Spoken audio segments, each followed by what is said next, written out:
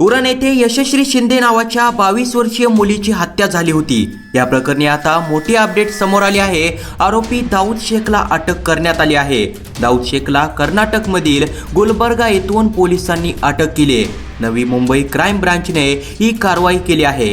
या हत्या प्रकरणात दाऊद हा मुख्य आरोपी असल्याने त्याचा शोध पोलीस घेत होते। अखेर 4 दिवसांनी आरोपी पोलिसांच्या ताब्यात आहे। दाऊदला ताब्यात घेण्यात आले असून त्याची चौकशी केली जाणार आहे।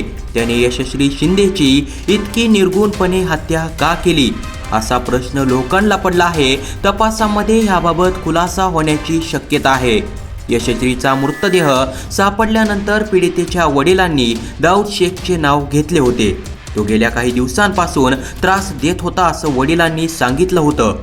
त्यानंतर दाऊदचा शोध सुरू झाला। दाऊद हा कर्नाटकमधील बेंगळुरूचा असल्याची माहिती मिळाली होती। शिवाय दाऊद यशश्री शिंदेचा पाठलाग करत असल्याचा सीसीटीव्ही फुटेज आज समोर आला होता। यात यशश्री ज्या रस्त्यावरून जात आहे त्याच रस्त्यावरून दाऊद देखील जात असल्याचं दिसून आलं होतं। सीसीटीव्ही फुटेज दाऊदला शिक्षा देण्यासाठी महत्त्वाचा पुरावा ठरू शकतो।